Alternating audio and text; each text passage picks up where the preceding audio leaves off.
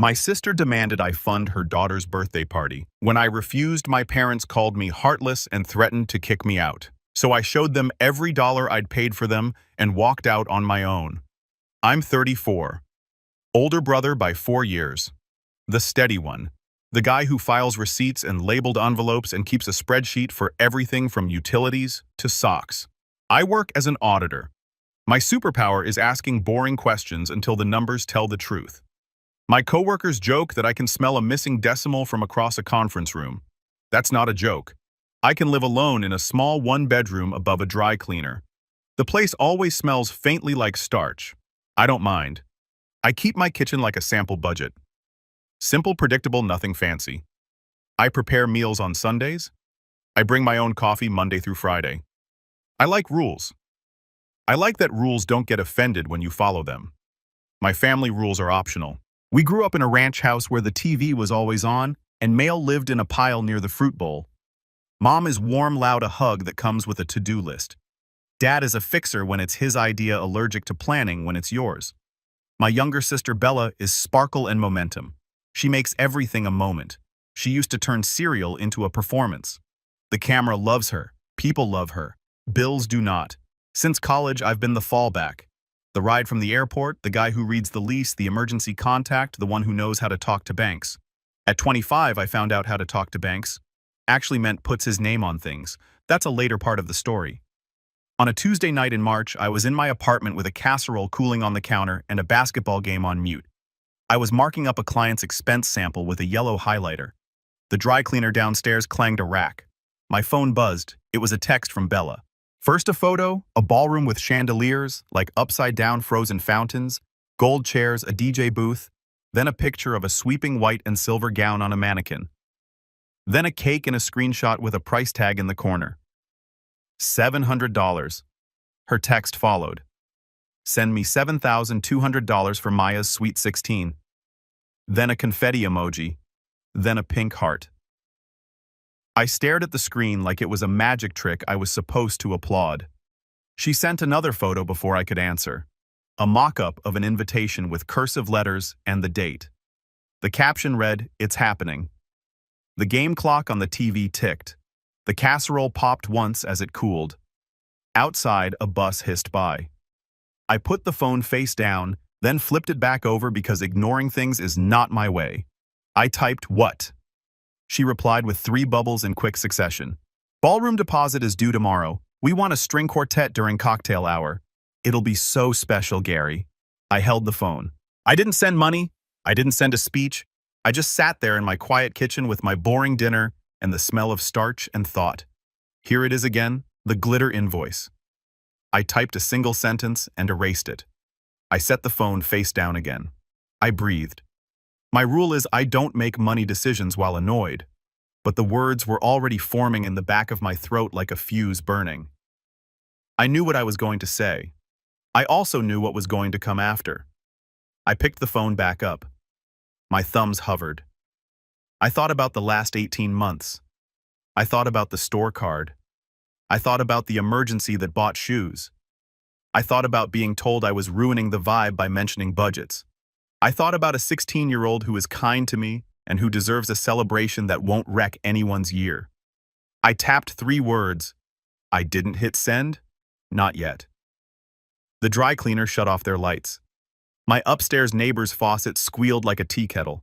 The moment sat there quiet and sharp. I knew once I sent the words everything at home would tilt. I put the phone down. I cleaned my plate. I washed the pan.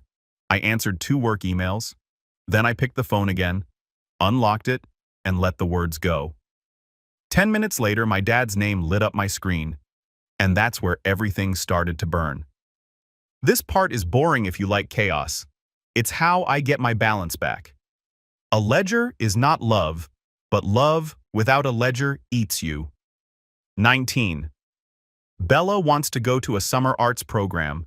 Tuition shortfall $600. It's for her future, mom says. I pay the gap.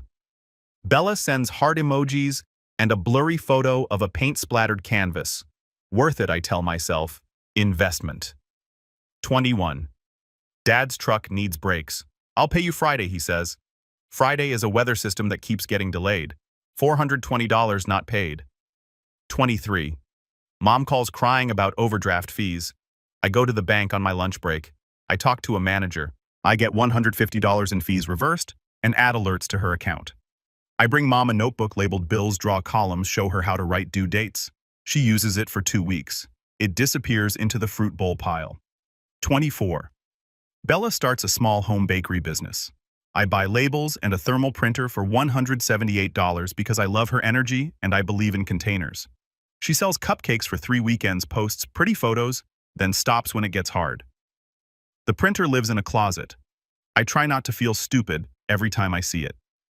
25. Dad asks me to co-sign a refinance for a better rate.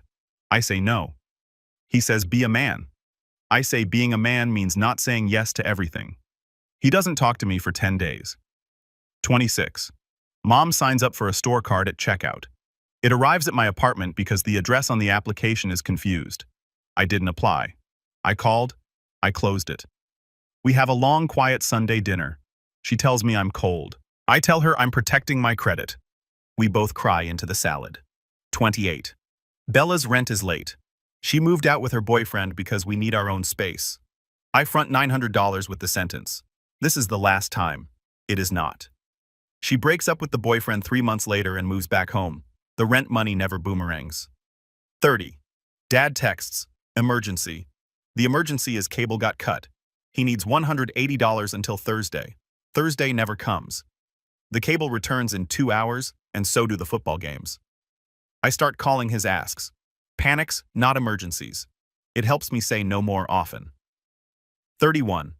Mom's birthday dinner for 19 people at a restaurant that spells steak with 3 adjectives per cut. The bill hits the table and everyone looks at me like I'm the cashier. I put down my card because watching the slow-motion scramble physically hurts me. I drive home nauseous and mad at myself. I promise I won't be the default wallet again. 32. Bella's daughter Maya is 12 and bright and kind. She draws me comics of Uncle Gary the spreadsheet superhero. I frame one and keep it above my desk. It's the best thing on my wall. I start a small $529 plan with my name on it and $25 a month because future-leaning love is the only kind that doesn't rot. In between a million small drafts gas money, just this once, a phone upgrade for safety. They will pay you back after the refund hits. Payback is a myth in our house. Gratitude is real. Gratitude is warm and heavy.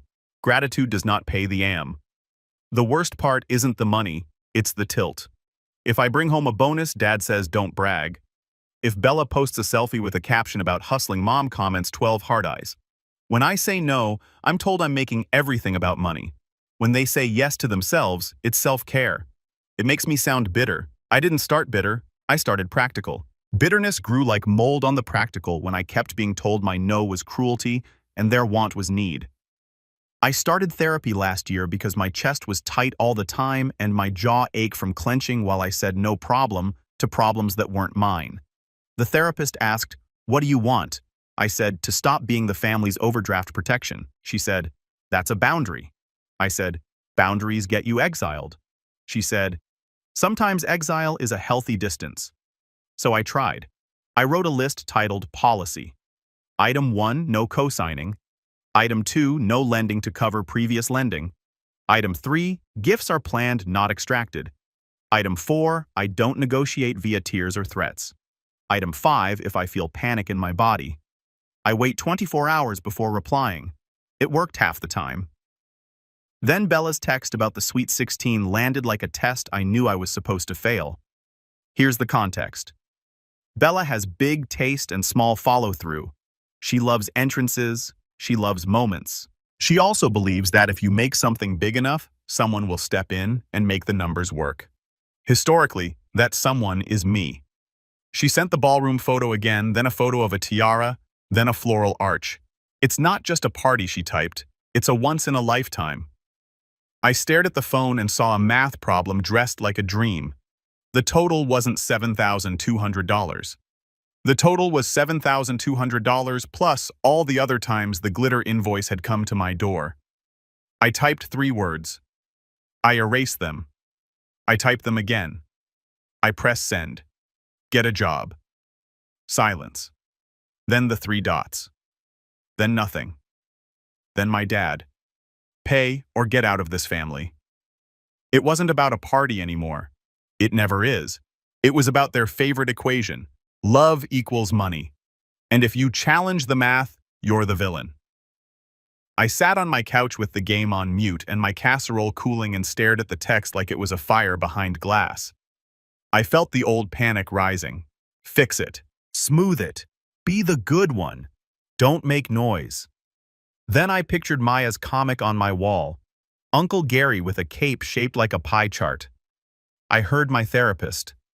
What does protecting yourself sound like?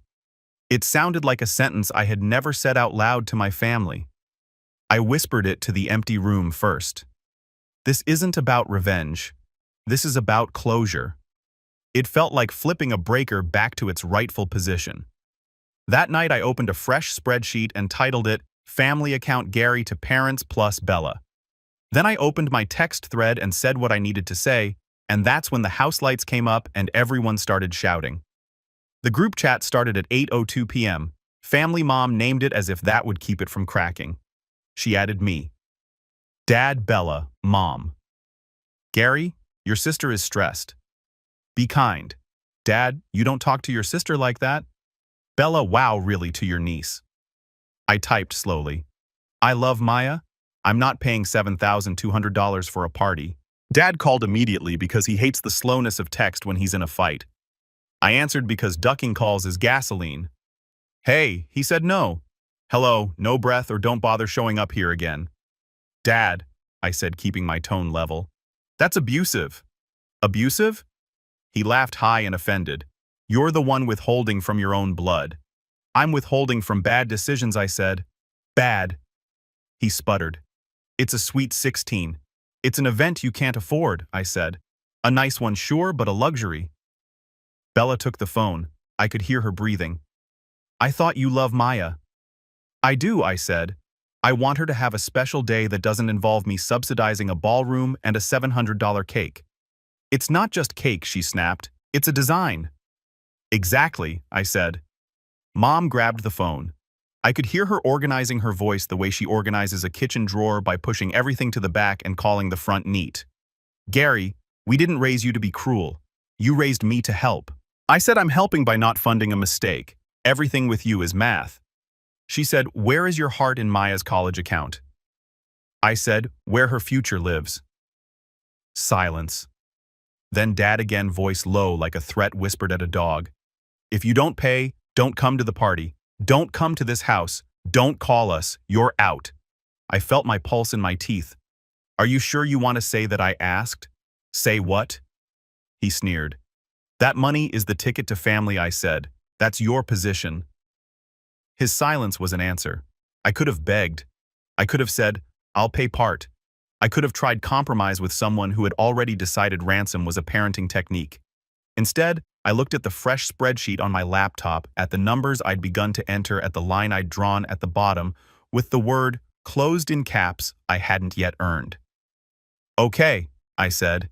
Here's what's going to happen. I'm sending you a document in the morning. It's a statement of what I've paid over the last 10 years. Gifts are gifts, loans are loans. Everything else is pressure. I'm zeroing that out. Effective immediately. I am not your bank. I will not fund this party. I will not co-sign anything. I will not discuss money with you. Dad laughed again, but this time it sounded less like power and more like air leaving a balloon. You think you're special because you have a decent job? No, I said. I think I'm a person with a boundary. Bella cried a high, shocked noise. I have known since she was 5. You're choosing money over your niece. I'm choosing her future over your party, I said. I'll gladly pay for community college textbooks when she needs them. I'll buy her driving lessons. I'll match whatever she earns at a part-time job for a used car. I will not buy chandeliers. You'll regret this, Mom said. Same words I've heard after every no. One day we won't be here.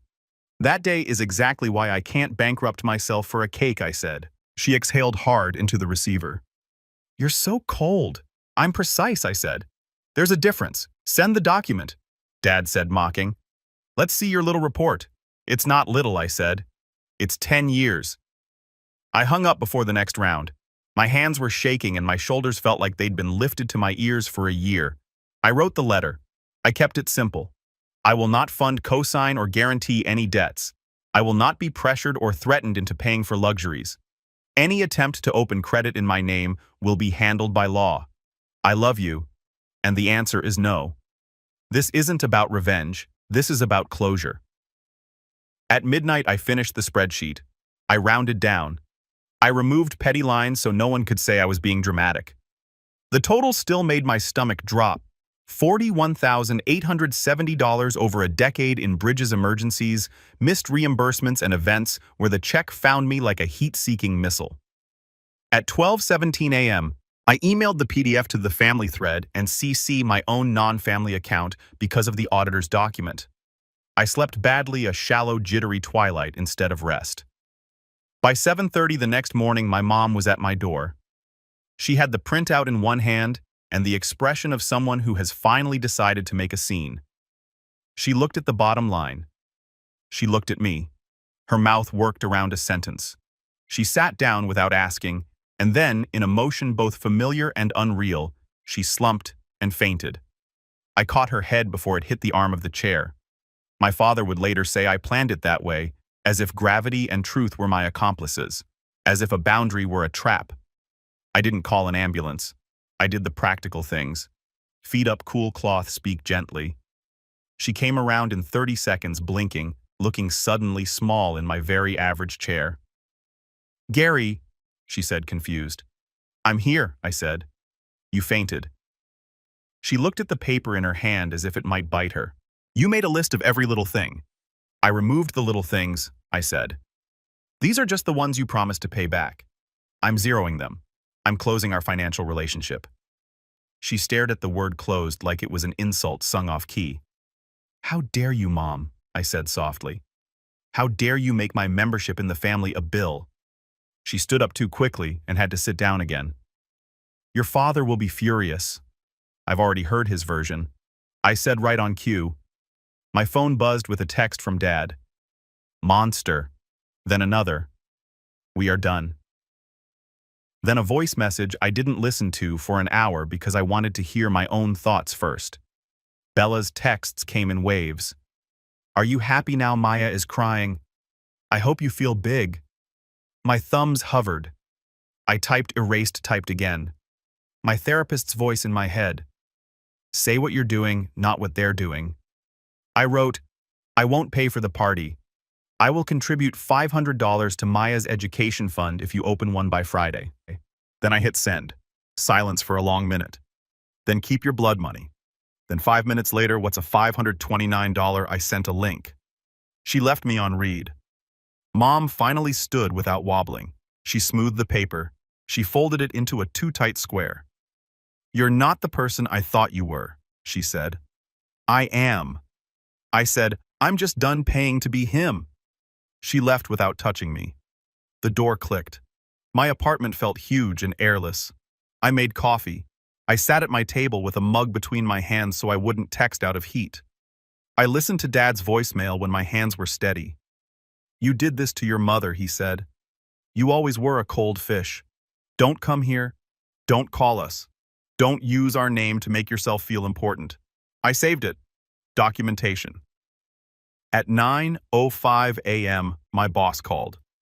"You good?" he asked. "You're usually on early."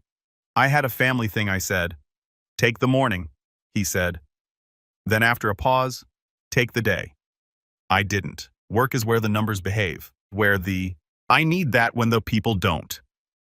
By lunch, my aunt had called to choose sides gently. "Your mother is devastated," she said. "This party is a big deal. She can have a big deal." I said she can't send me the invoice. "Family helps," she said. "I've helped for a decade." I said, "Now I'm helping me." She made the disappointed noise. "You know you sound like a banker." "I am an auditor," I said. "I count because no one else will." In the afternoon, my credit monitoring pinged. A hard inquiry from a store in a mall I haven't visited in years. I called immediately. "We have a new application under your name," the rep said. "Close it," I said. Fraud co-applicant? She asked. Your sister's name appears. Close it, I repeated, and flag my file. I sent the confirmation to the family thread with one line. Do not attempt to open credit in my name. Any future attempts will involve the police. Dad replied, stop threatening us. I typed, stop stealing from me. Then I deleted it and wrote, this isn't a threat. It's a boundary. At 3:00 p.m., my therapist squeezed me into a video slot. I sat with my laptop balanced on a stack of audited binders and told her about the fainting, the voicemail, the mall card. What does your body feel like? She asked. My jaw hurts, I said. My stomach feels electric. What is your rule today? She asked. I don't make decisions to fix their feelings, I said. I make decisions to protect my future. She nodded. Say it to them. I already did, I said. They heard betrayal. That's not yours to translate, she said. I wrote it on a sticky note and stuck it to the corner of my monitor, not my translation. Over the next week, the family chat was a storm. Mom sent photos of cake designs with the caption, "Never mind, we'll do sheet cake," followed by a crying emoji. Bella posted to Facebook a vague status about some people choosing money over love. Friends commented with praying hands. Dad updated his profile photo to one of him and Maya smiling as if to say, "We're fine without you." I did boring things that felt like sandbags against a flood, froze my credit, removed my parents as authorized users on an old card I had forgotten they were on, changed passwords, updated emergency contacts at work. It all felt clinical and small and necessary. Then something shifted. On day 9, Bella texted, "How do I open that education thing?" I sent the link again. She called 30 minutes later. "Walk me through it," she asked, voice flat, exhausted. "Okay," I said. "On one condition, we are not talking about the party." "Fine," she said. We set up the account. She put in $25. I put in $500. It wasn't a truce. It was a wire laid under the yard. On day 12, Mom texted, "I made soup. Can I drop some off?" I said yes with a rule, no party talk. She came by, hugged me briefly, set the Tupperware on the counter, touched the edge of one of my spreadsheets like it might tell her a secret, and said, "Your father is stubborn." It was the closest to an apology I have seen in my family. I said, "I know." On day 15, Dad called. I let it ring once and picked up on the second out of old reflex. "Your mother fainted," he said, weirdly cheerful, like he discovered my kryptonite. "You happy?" "No," I said. "I'm sad.